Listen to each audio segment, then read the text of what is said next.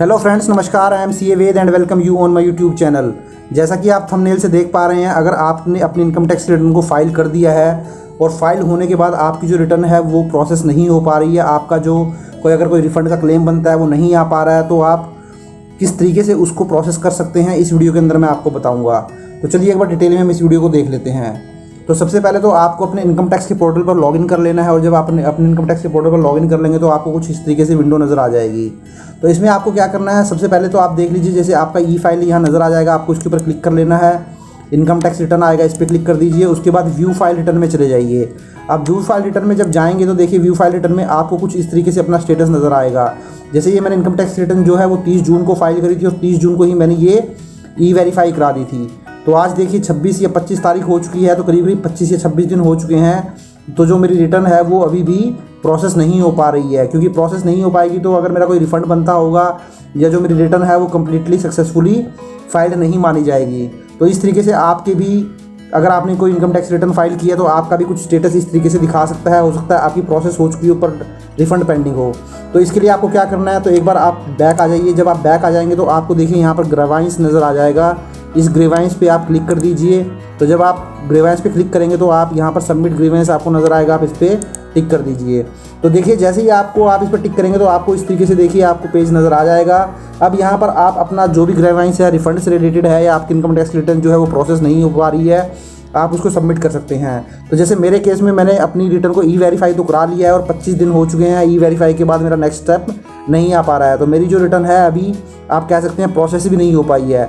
तो मैं जो यहाँ पर अपना ग्रेवाइंस सबमिट करूँगा वो प्रोसेसिंग से रिलेटेड करूँगा।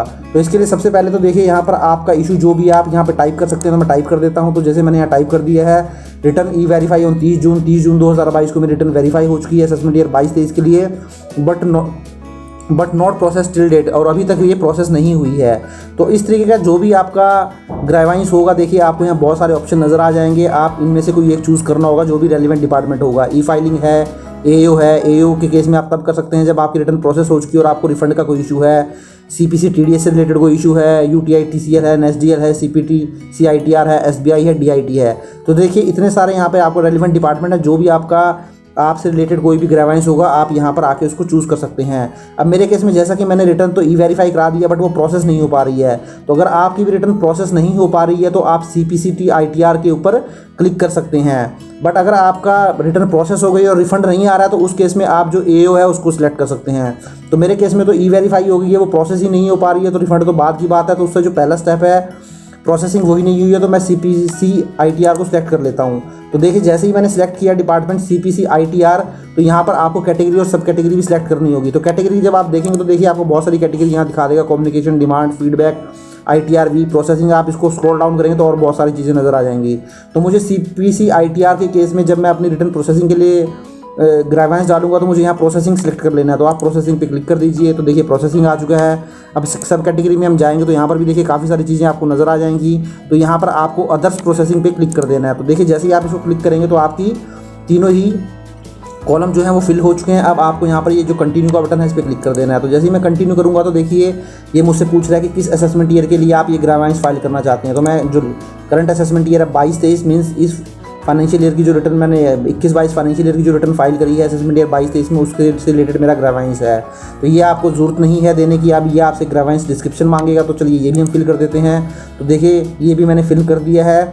Return e verify on 30 June 2022 for assessment year 22-23 but not process till date, अभी तक प्रोसेस नहीं हुई है। So it is my humble request to process the same, और मैं अभी रिक्वेस्ट डाल रहा हूँ कि आप इसको प्रोसेस कर दीजिए।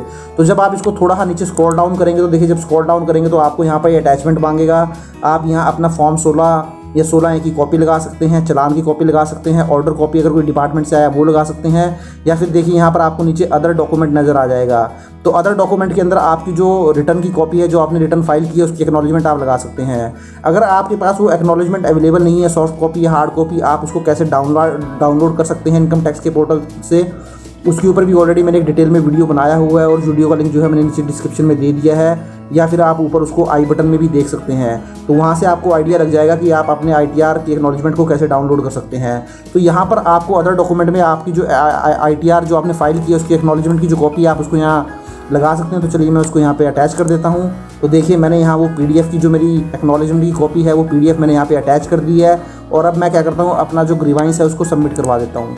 तो देखिए जैसे ही मैंने अपना ग्रीवांस सबमिट कराया तो आपको ये मैसेज आ गया, आप एक जो एक्नॉलेजमेंट नंबर है वो जनरेट हो गया है और यहाँ पे आपको लिखा है कि आप अपना स्टेटस जो है वो चेक कर सकते हैं। तो चलिए अब व्यू देख लेते हैं, सबमिटेड ग्रीवांस पे क्लिक कर देते हैं। तो देखिए जैसे इस पर क्लिक किया तो आपका ये जो एक्नॉलेजमेंट नंबर है वो आ गया है, आपका डिपार्टमेंट CPC ITR है, प्रोसेसिंग है कैटेगरी, ये सारा इसने दे दिया है, डेट दे दी है और क्यूड अभी मतलब अभी आपका ये प्रोसेस में है। तो चलिए जब आप इस पर ग्रीवेंस एक्नॉलेजमेंट नंबर पे क्लिक करेंगे तो देखिए जैसे इस पर क्लिक करेंगे तो पूरा आपका ये ग्रीवेंस ओपन होके आ गया है। देखिए जो आपने यहाँ पे ग्रीवेंस डिस्क्रिप्शन डाली थी वो आ गया, आपका नंबर आ गया, स्टेटस दिखा दिया है, डेट दिखा दी है और ये इस तरीके से दिखा दिया है। तो दोस्तों अगर आपका भी इस तरीके से कुछ ग्रीवेंस है आपके रिफंड से लेके या किसी भी तरीके से, आपका प्रोसेस सेम यही रहेगा, बस आपको जो डिपार्टमेंट है वो अपने हिसाब से चूज़ करना होगा। तो आशा करता हूँ दोस्तों वीडियो आपको अच्छा लगा होगा। अगर वीडियो अच्छा लगा है तो मेरे चैनल को लाइक शेयर और सब्सक्राइब जरूर कर दीजिए और नीचे दिए हुए बेल आइकन को क्लिक करके उसे प्रेस ऑल कर दीजिए ताकि आपको मेरे आने वाली वीडियो की नोटिफिकेशन भी मिलती रहे।